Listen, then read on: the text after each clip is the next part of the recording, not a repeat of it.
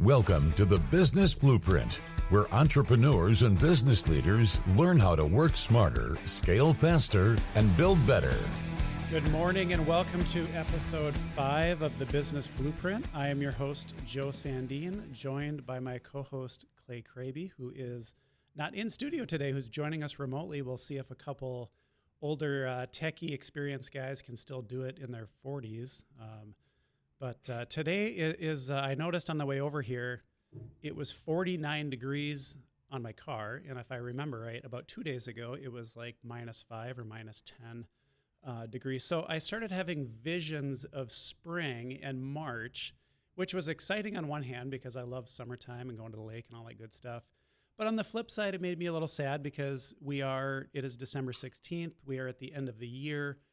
One of my favorite times in business to reflect on the previous year, what we've accomplished, what we maybe haven't accomplished, and to set goals for the year. So on today's episode, we're gonna do a little reflection of how to look at your business and kind of what you've accomplished over the year, and really how to go into 2026 with some momentum and some do's and some don'ts, just to really set you up well for the coming years. So it's really important, I think, to start by reflecting. Clay, what's your take on having a good reflection at the end of the year here, going into 2026?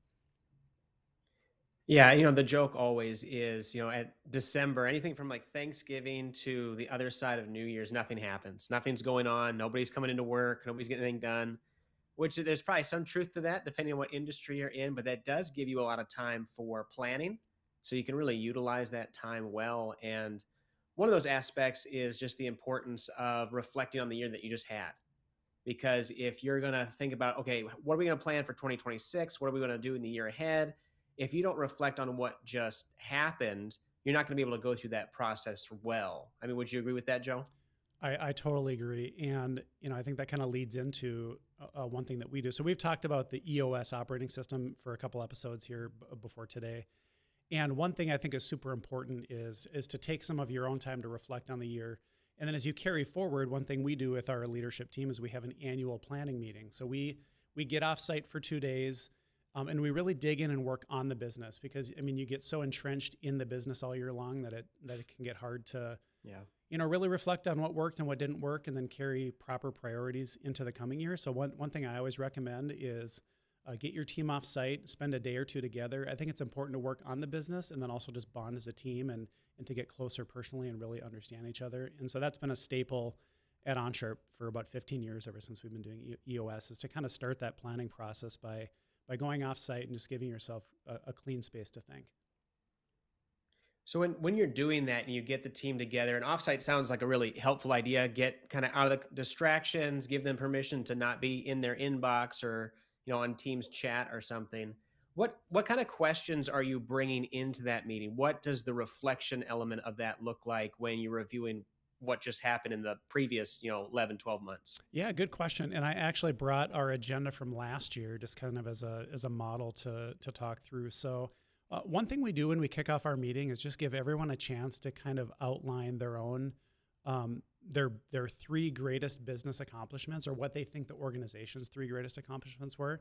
And then also on the personal side, there's a personal component to business too, and I think it's important to marry the two together. And so we always kick our meeting off with what are the 3 things, both personally and professionally, that we're proud of that we accomplished. Because you can go an entire year and I think you can tend to forget about all the great things that you've done, and you can maybe get bogged down by all the things that you think about that didn't get accomplished. But that's a good way for us to kind of kick that process off by really starting with some positive momentum and really giving everyone a chance to talk about, what went well for the year and what they accomplished. And then honestly, we just kind of work through the EOS components. So we work through kind of reviewing our rocks for the past quarter or for the past year, talking through, how well we handled issues, processes, people, and then we do a SWOT analysis too. So we kind of look at the business and say, okay, where do we have strengths, weaknesses, opportunities, and threats to kind of set the table for the planning of the coming year. Yeah, and I appreciate that this will be different for the listener, depending on what business they're in, what their role is in the business. But when you think of like hard metrics and data, what are you looking at when you're looking backwards before you start planning ahead? Yeah, so obviously a key component is the scorecard. So one thing we look at very closely is how did we do as far as hitting our numbers on a week by week basis. I think sometimes throughout the year you can tend to maybe be off on some of your scorecard numbers, and you maybe hide from that a little bit, or you make some exceptions, or you think, oh, we're going to turn that around and fix it. But I think it's a good opportunity at the end of the year to look back holistically over 52 weeks and say, okay, where do I see red on the scorecard? Where do I see green? And that's a really good indicator into what's working in the business and what's not. So it really helps flesh out things that need to go on the issues list pretty quickly, is just taking a quick visual look at the scorecard. Yeah.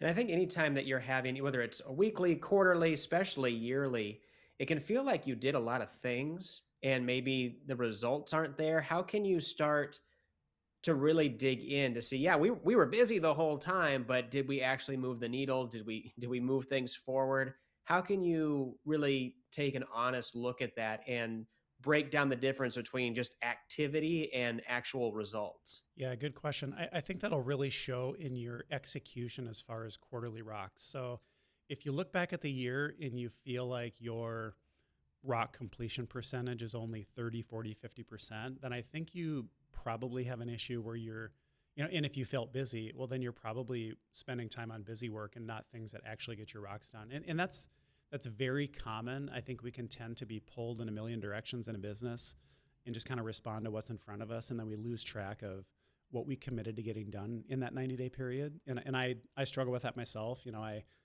I get into the day and I start doing stuff and I realize like, wow, whether it's today or this week, I haven't really done much to move any of my rocks forward. So I think that kind of rears its head when you look at your stats in terms of rock completion, weekly to-do completion, and are you actually accomplishing the things that you said were most important for the company?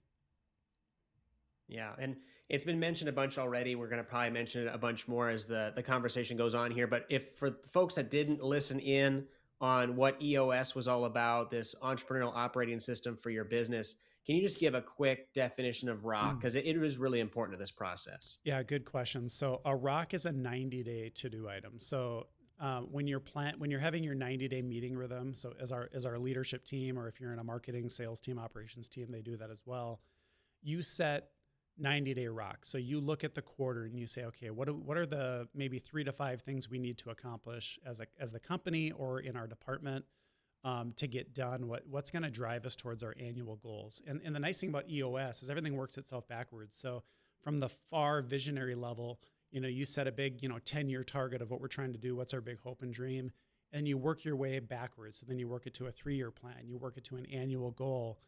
And then the closest level of implementation becomes rock setting for the quarters. So it's hard for people to stay focused beyond 90 days. You kind of need a reset every 90 days. So that 90-day rock rhythm is just a really good system for resetting priorities, looking at where you're at, compared to the annual plan, and figuring out what needs to get done to get that accomplished by the end of the year.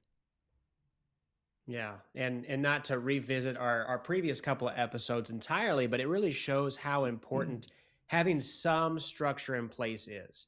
If you are just every day you wake up, you go into work, and you're just doing that day's business and hoping for the best long term, that's not going to work. You have to have some goals. You have to have this data coming in. You have to have this structure that allows you to look back and see, like, is this working? What do we need to change? Yeah, and that's where businesses get stuck. I mean, they get to a certain point of growth, and there's different ceilings at different points in a business. But I remember back in 2014, 2015, we were kind of in a similar place where maybe we weren't implementing EOS very well or sticking to our annual plan and our rocks, and it showed because we were responding too much to, I guess, just the issue of the day. And we were getting things done, but were those the things that were actually moving the business forward? They really weren't. So everyone is kind of stuck in this world of there's way more to get done than you have time to do. And so that's why it's very important that you don't let the shiny stuff, detract you from focusing on what you've set, what you and your team have decided are the priorities for the quarter or for the year. Yeah. So, I mean, if you want to turn the past 12 months from a bunch of stuff that happened into like insight into things that you can use to help you plan for the year ahead, you've got to have this time of reflecting on what the previous 12 months was like, highs and lows, what goals were hit, what goals were missed. So as we continue in this episode, we're talking about how you can really set yourself up for success in your business in 2026 by having planning sessions. When we come back after this break, we're going to talk about the importance of having a stop doing list, which is perhaps as important, if not more, than the to-do list. So we'll see you right back on the Business Blueprint. Well, welcome back to the Business Blueprint Show. We're helping companies work smarter, scale faster, and build better. And specifically on this episode, we're talking about the importance of taking time at the end of the year to plan the next year, because we want you to be able to, audit your priorities and your habits and your strategies. And we just spoke about the importance of reflecting on the past year. And now we want to take the time to talk through what it looks like to set plans and put things in place for 2026 for your business. So, Joe, as we think about this time of reflection and then really putting this into action, there's lots of things that we can add to the to-do list, but can you talk a little bit about the importance of maybe a stop doing list as well? Yes, I think the stop doing list has proven to be sometimes far more important than the start doing list. So, the average company probably sets 2 to 3 times the number of priorities than it actually has capacity for. So I think the biggest issue most of us run into when we get to the end of the year is we just say, wow, we set our goals a little too high. We needed to cut things out more than we needed to add. And so I think when you go into 2026, especially in the kind of world we live in now, where everyone's expected to do more with less, and there's just, a lot of pressure on people to wear a lot of different hats. I think you have to take a serious look at what you have on your plate and decide, what do I need to stop doing, not necessarily start doing, because you need to create space to be able to get those things done that you actually commit to. So I think it's all about setting fewer priorities, but having them be truly meaningful. So I think you got to dig through all the weeds and really push yourself to understand what actually does have to get done in this business and what doesn't necessarily need to make it to the top of the list. Yeah, and no one at OnSharp would accuse you of bringing in new initiatives or ideas throughout the year. No, I mean, I'm really to what we're already doing. I'm really good at taking things off the list, as you've experienced, Clay, I'm sure. No, I mean, I probably drive everyone crazy with ideas, and so it is a challenge. I think it's hard to taper back like that, and I think I reflect as a leader in our company, and you got to be careful because you put too many priorities on everyone's plate, and you add a lot of stress, and you make people feel like they're failing when in reality they're not, and they are getting a lot done. And so you just got to be careful. So I think it's important to really challenge yourself this coming year on what has to get done and what maybe can get pushed to a later year, or maybe something that just doesn't take priority, because if you put too many things on the top of the list, nothing's going to get done. Yeah. So in our line of work, software development, we talk about the concept of scope creep. What does that mean in relation to software, and what might that look like in a business? Yeah. So in the world of software, scope creep means just adding more features than you maybe agreed to. So you're trying to get something out the door, and what scope creep does is it starts allowing you, or putting you in a position where you're like, oh, let's add that one more feature, and let's do this, and let's change that. And it all takes more work. And so, what do you sacrifice with scope creep? You sacrifice cost, things get more expensive, and you sacrifice your timeline. You don't get things done when you want to get them done. So again, that's where proper planning is helpful. So make some strong decisions as a team, what is done and not, what does done mean and what does not done mean, and be very deliberate about that, because if you let if you go into the year with a strong annual plan, and then by the middle point of the year it looks totally different, well, there you've got a lot of scope creep going on. That's not a good thing. It'll create a lot of chaos. Yeah. So as you come together, you have this end of year planning session. Maybe you're offsite like OnSharp does, but whatever that might look like, you might be in a small business. It's just you at a desk, and maybe turn the phone off for a little while. As you're evaluating what the past year looked like, what are some examples that might land on a stop doing list? What practically might that look like? Practically speaking, I think, we talked about in the last segment there that you need to reflect on the scorecard, right? So which numbers are off, which numbers are on. I think one litmus test I use is, am I doing things that don't move the needle on the scorecard? Like, am I trying to accomplish things that don't drive the metrics that the business is looking to achieve? So I think that's one thing. And then number two would be, am I doing things that have nothing to do with rocks for the quarter? So if we said that we're going to get A, B, C, and D done this quarter, and I find myself doing all these other things that have nothing to do with those rocks, I think that's a pretty good indicator that that you should maybe stop doing those things, because that's going to put you at risk to not getting your rocks accomplished. Yeah. And when you're looking at the business as a whole too, you might identify, certain offerings or services that you've added to your core business that really just don't even make sense. I mean, over the years, OnSharp has stopped offering certain services, right?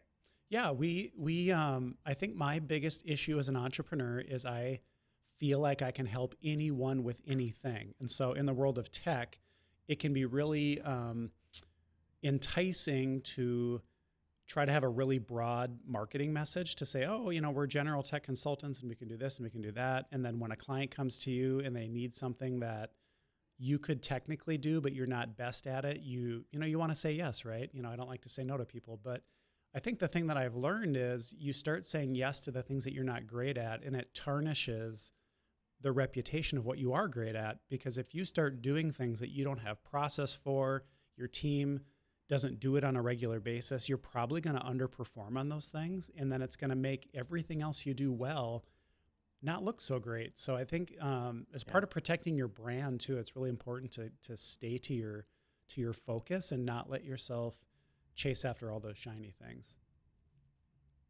Yeah, I think there's a good way to think about it too. There's a limited amount of things you can do in any area of your business. So there's only so much time, only so much energy, only so much budget. So you can't do everything. And that might include what you sell, what you offer, but it also might be internal things. You may think of on the marketing end of stuff. You only have so much budget. You only have so many hands, prepping campaigns and things like that. There's going to be times where you need to reflect and add to the stop doing list. Maybe certain advertising vehicles that you have, certain digital campaigns, whatever that might look like, that might end up on we're not going to do this anymore because it's not having a positive ROI. Yeah. And in a world where businesses are, just trying to run leaner and do more with less, you just don't, your team doesn't have the time to be taking on extra priorities. One thing that was very meaningful to me, man, this is probably 15 years ago or so. A buddy of mine who I went to school with, who started his own tech business, but had a very deliberate focus. I was at a trade show or a conference that he was at, and we were talking for a while. And he goes, "You know what, Joe? The best thing I ever did in my business was I focused razor sharp on what we're best at, and we grew faster than we've ever grown before because we stayed focused." So. I think when you just try to do too much for too many people, what are you really known for? Like, it hurts your marketing message, but it also just, you can't become an expert at anything. And in a world where, in today's world, businesses are going deep, more so than wide. And so the client expects that you're going to be an expert in what you're going to help them with. So it can be a dangerous thing to try to be too broad, in your capabilities. So. Yeah. So as you reflect on your previous year, as you plan for 2026, there's a lot of things that you might find that you want to stop doing, but it's not all on the stop doing list. You might want to start new things as well. How can you identify opportunities, areas that you want to start in the year ahead? I think that really is driven from the issues list primarily. So I mean, at the end of the day, what you discuss in your team that are problems in the business, I think that really drives a lot of the what needs to get accomplished. I mean, obviously you have your VTO, your vision traction organizer, that tells you, hey, what are our core values? What's our long-term plan? You need to be driving towards that. But a really good exercise in your annual planning is looking back at, what are some of the bigger core issues that we have that really need to get resolved? When we work through our weekly leadership meetings, sometimes we have issues that come up that are things we know we need to resolve, but they're not like in the moment things that we're going to get done this quarter. So we put them on what we call the VTO issues list. So we know that, okay, when we go into our annual planning meeting, that's something that we're going to have to spend maybe an hour or two or a considerable amount of time talking through. So I think when it comes to like start doing and what you need to work on, again, it needs to be driven by the long-term goals of the company, and then understanding what are the biggest barriers that are keeping us from getting that goal accomplished. Those should be the things that you really prioritize as far as what you need to start doing. Yeah. And obviously anything that you start new is stuff that you might be reflecting on in the year ahead. So you want to make sure you're building in some sort of monitoring, some sort of reporting, gathering data. Obviously, when we talk about scorecard, it's just keeping track of those important metrics. So you want to assign those things to these things so you can determine, if not at certain points in the year, quarterly or whatever, at the end of next year, you can decide, okay, does this stay on the continue list or does this go to the stop doing list? Yep. Yeah, and just really quickly before we go to break, one thing we do in our leadership meetings is we actually take an opportunity to let um, each of us go around the room and tell everyone, there's 4 of us in our leadership meeting, and we all just flat out call out things that we want that person to start or stop doing. And so we create a pretty high level of accountability. So what I love is that I can hear directly from my team, you know what, Joe, it would be great if you could stop doing this or if you could start doing that. And then once we go around and kind of hear from everyone, then each person picks one of the things that they heard and actually commits to either start or stop doing that. And so then when we come back for our next quarterly meeting, everyone can go around the room and say, has Joe gotten better or worse or the same at that? And I can understand, am I actually accomplishing the start or the stop that I committed to doing? So that's a pretty cool thing we do in our team that helps create some accountability and push us to make change. Yeah, a lot of good, open, honest communication there. When we come back on the other side of the break, we're going to talk about how you can be intentional with your planning so you're not setting vague goals or unrealistic goals. So join us when we come back for the other side of Business Blueprint. Well, welcome back to the Business Blueprint. My name is Clay, here with Joe Sandine, founder, president of OnSharp, and we're talking about planning for your business for 2026. And we just want to help you think through practical ways that you can set, a good plan in place, something that you can achieve, something that is realistic, something that is ambitious. As we get into that, Joe, is there some difference that they should think through regarding, goals, individual goals, and just the direction of the company? How should they be thinking about that in a planning session? I think it has to come from, you need direction first and then goals second. So when it comes to annual planning, I think it comes down to, we go through a process of reviewing our core values, our purpose, our passion, our marketing. Like we review everything on what's called page 1 of the VTO. So it's really everything up through the 3-year plan. And I think that's a good time to reflect and say, has anything changed? We do update our 3-year picture every year annually, which is a constant that changes. But I think you always have to take a reflection and say, do the core values still feel right? Does our long-term vision still feel right? Are we marketing to the right people? All those components of like what makes your business what it is and makes it tick. I think it has to start there. Because if you don't do that first, you might continue to set rocks and goals that are just driving you in the wrong direction. And again, you have to make sure you're all rowing in the same direction together and in the right direction. So I always like to start with direction first and then goals second. Is it fair to say, like in the year, it's March, it's June, whatever, your direction is going to stay the same, but your goals might change as things, reality changes, or you're taking stock of what's working, what's not? Yeah, I mean, your direction again is kind of your vision and where you're going. So I mean, hopefully that isn't changing mid-year. I mean, it's possible that your company decides to just move in a whole different direction, and you may need to have a separate meeting to discuss that. But generally speaking, you're going to set an annual plan at the beginning of the year, and you're going to stick to that plan. It is possible that the annual plan can change. Maybe something that you thought was a priority, you get 6 months in and it's no longer, a priority, and that's okay. I think at the end of the day, there's no point in continuing to pursue something that just doesn't feel right. So hopefully you don't have a lot of change in your annual plan, and you can be setting quarterly rocks to kind of get you to where you said you want to go by the end of the year. But things do change. Sometimes the economy changes on you too, or you have a major workforce change, or it's very possible that changes in the business are going to cause you to readjust. But that's the whole point of the 90-day rhythm. Hopefully within your 90-day window, things are pretty consistent, but then you come back to the table, whether it's in April or July or August or whatever it is, and you say, you know what, some things have changed, so we need to set different rocks this quarter to keep us going towards our 1-year plan. And sometimes you just have to adjust the plan, and that's fine too. Yeah. So as you're planning for 2026, you're planning for the next year, you have to set some priorities. How many priorities should businesses think about setting? Fewer is better. I've seen as little as 1. identified priority, and I've seen way too many, that's for sure. I mean, I've seen companies have 7 to 10 or more goals for the year. And I mean, if you can do it, more power to you. But I think realistically, 3 to 5 is probably the right number.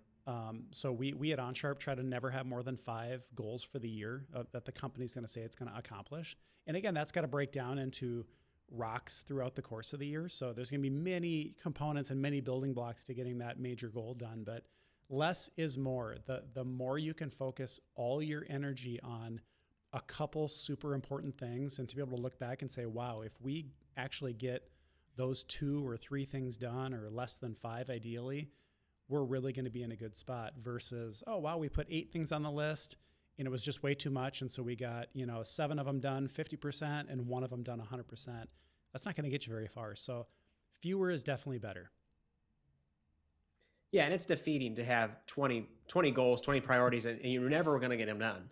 It's better to have a handful. And can you think of some examples, just what some of those goals might look like for a particular business for a yearly goal? You want a good example or a poor example? I'll take both. I think good examples are, let's just give an example. You really want to introduce a new product line or a service line. I think that's a big task to do. So if you're going to do something like that, try not to have a lot of other goals. I think bad examples are when you maybe just get too detailed into the weeds. Sometimes what you think are your annual goals are really just rocks for different departments. So one thing you have to really be able to do is kind of go back up to that 50,000 foot view of the company and say, broadly speaking, what are the goals that we're trying to achieve? Sometimes putting too many metric, like we've got to hit a certain number, can be risky. We need to hit 20 million in revenue, or we need to hit this number. I love numbers and I'm okay with it, but you're going to definitely succeed or fail on that number. And so make sure that if you pick a number, is that the number that really matters? Like a lot of times in my business or at OnSharp, we have a certain revenue number we would love to hit, but what's more important is running a solid, profitable company and other things that I think matter more than just simply hitting a certain revenue number. So pick your numbers carefully and make sure you're using the numbers that are really going to matter and inspire people. I think if everything's just metrics, money driven, it's not that inspiring to everyone in the company. So you have to pick things that are really catering to the passion and why you guys get up every day to do what you do. That's going to, I think, motivate people a lot more than just straight up numbers. Yeah. And I think when people set goals, whether it's their personal lives, their business, whatever, I think people have a hard time striking that balance between being ambitious and being unrealistic. Do you have any thoughts on how business leaders can set achievable goals, but ones that are going to require, a lot of work? Well, don't set goals in a silo, that's for sure. So, a lot of times business owners can just dream up what they wish the business would look like in a year from now, and they don't really consult other members of the leadership team. They don't consult their employees. So they end up setting goals that everyone's like, oh my gosh, that's never going to happen, or that's, pie in the sky wish. So I think you need to make sure that whatever you decide, you have extreme confidence across the team that, yes, these are the right goals. We know we can achieve this, because you're not going to do it by yourself. You need to be delegating things to your team, and it's a team effort. So I think you just got to be doing it as a team, not on an island by yourself, which is appealing. It's nice to be able to, convince yourself, oh, I know we can do this. But it's just, again, over 25 years, I've learned things are just harder than you think, and there's just more moving parts than you even realize. So you just got to taper expectations a little bit. Are there ways that you can build flexibility into your planning? You mentioned earlier, like you could be doing great, but the economy tanked. Or there's different variables that are outside of your control. How can you set plans in place for your business, but still maintain a little bit of a flexibility in there as well? Yeah, if you set the right goals for the year, they shouldn't really define the implementation. The goal is the goal, and then rock setting is where you kind of dig into the weeds and decide how we're going to actually tactically accomplish the goal. So I think if you set them properly and make sure that they're not totally, hindering on one thing, and if it succeeds or fails, it's like the entire success or failure of the goal, then it just comes into the quarter by quarter, week by week, how the team carries out the goal.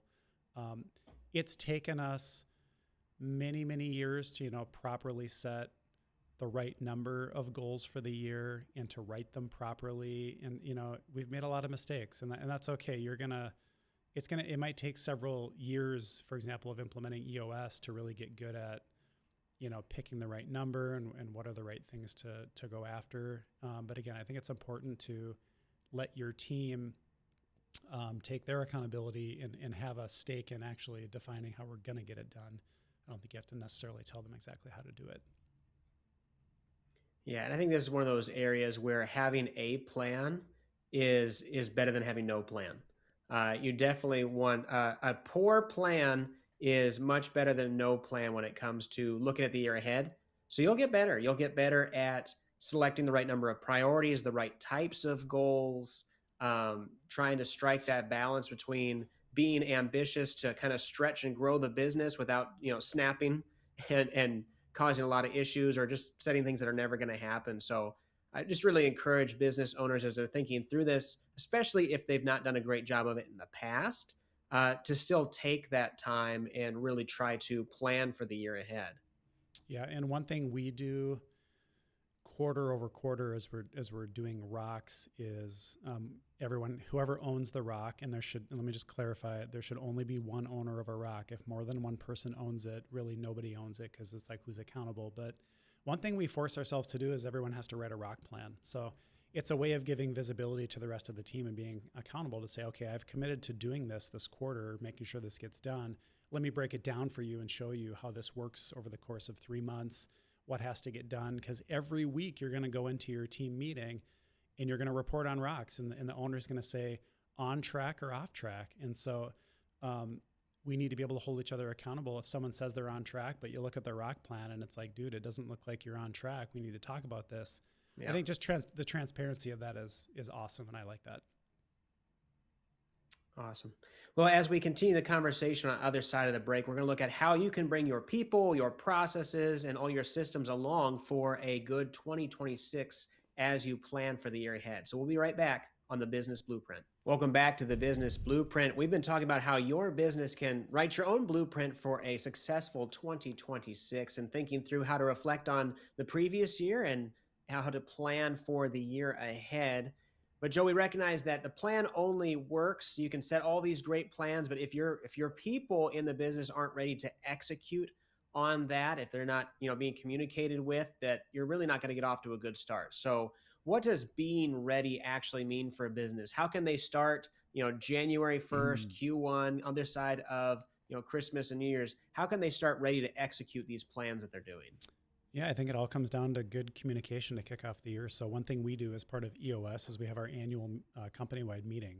So we come off our planning meeting as a team. So we do a 2-day offsite leadership team meeting. We spend a lot of time together talking through last year, where we want to go this year. We set our goals for the year. We do all this work, right? We are exhausted when we're done, but the work's not done at that point. So then the key comes into, you've got to make sure that the entire company and the team understands that.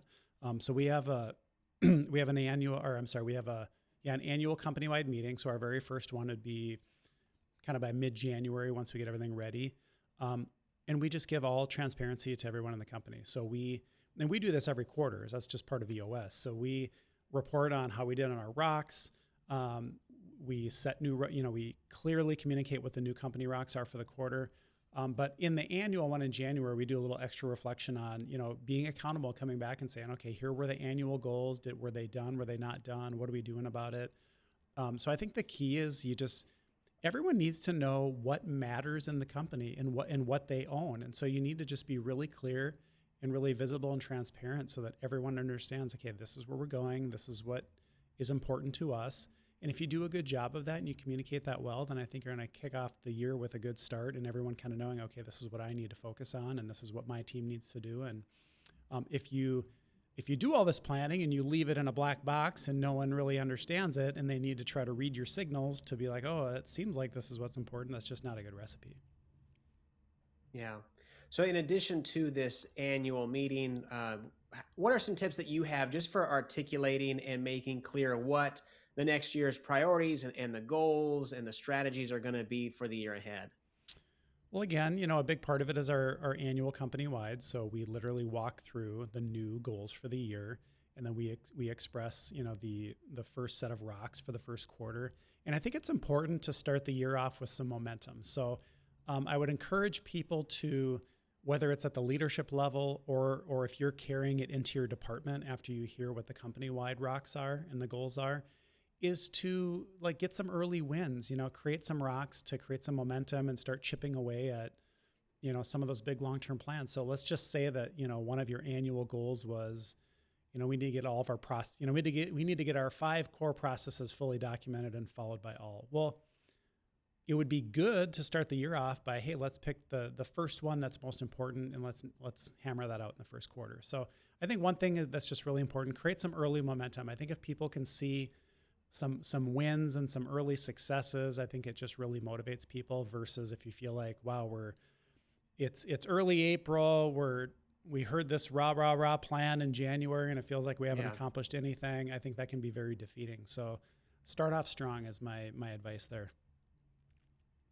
Yeah, that's a good point too. You want to set some milestones along the way. If all the goals that you set, you don't know if you've achieved until this time next year, that's a pretty tough situation to live and work in all year long for your team. Yeah, and that brings me back to when you're setting goals for a quarter, you need to write them what they call SMART. So they need to be specific, measurable, achievable, relevant, and time bound. And so when we when we create rocks for ourselves, we kind of run them through that SMART criteria, because the worst thing in the world is when you get to the end of a quarter and you have disagreement on whether the rock was actually accomplished. And that tells you that, wow, we didn't really even understand what done meant. And so it has to be crystal clear what done looks like. Right.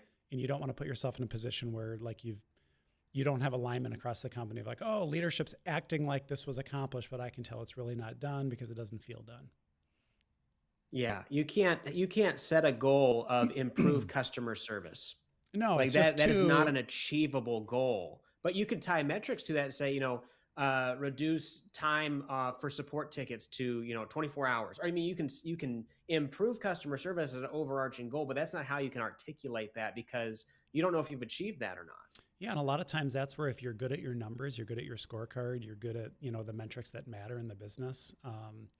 Let's just take customer service for example. If you know your average ticket rating is a 4.1 and you want to get it to a 4.3, that's a good goal because you've got good data. You can measure it. You can look back at previous ticket data and where are you struggling, and so that's a good example of where like a metric based goal can really drive something that matters to the business, and it's something that's easily measurable. You get to the end of the quarter and you either hit the number or you don't. Yeah, so you want to make sure you're baking that into this time of planning as you come to the end of the year here and hopefully have a little bit more freedom. Maybe some of the things have quieted down to where you can take the time to do this. You want to make sure that the goals that you're putting together really do have achievable metrics. Might not even, you want to be able to know if you're able to accomplish these things or not, because otherwise you're really not helping people to see that you're moving towards those ultimate priorities for the business. Yeah, and I mean ultimately if your business has a proper 10-year plan, you're driving towards a long-term vision, and it's not like you have to accomplish everything in 1 year. So I think you got to have a little patience with yourself as the business, and again, less is more. If you try to set too many annual goals, you're probably going to get none or very few of them done. So you are a steward of the business as a leader, so you have to make sure that you set reasonable, attainable goals. Another thing we do kind of at this time of the year is we kind of reevaluate the accountability chart, and we make sure that everything is proper. People's responsibilities haven't changed, because there's nothing worse too than giving someone a goal to accomplish something, and they're like, man, that's not really even my job anymore. So another component to what we do in our annual meeting is just revisiting the accountability chart to make sure that people are clear on what's my job and what's not my job. Yeah. Just real quick as we close things out here, if there's a business owner out there who feels like they're just too busy to take the time to do this, what's one encouragement you would give them to just really make this a priority for planning for 2026? I think I would just say you're not too busy. I mean, I just think that's a poor excuse. I used to make that excuse a lot of times too when I was, early in business. And if you think you're too busy to solve your problems, you're just going to be forever stuck on the hamster wheel. If you don't take a step back and work on the business and you're constantly stuck in it, then you're just kind of blinded. You can't see the things that people can easily see from the outside of like, oh man, I can see you're doing that wrong, but you're so busy doing it wrong that you're never going to fix it. So you have to do it. You take that day or two at the end of the year here, beginning of 2026, and really get away from the business, look at it from a 50,000 foot view, plan it out with your team. It's a necessity for success. Absolutely. Well, thanks for joining us on this episode of the Business Blueprint Show as we've looked at planning for 2026. If you've got a question you'd like us to tackle in a future episode, head to businessblueprintshow.com. Thanks for joining us, and we'll see you in a couple weeks.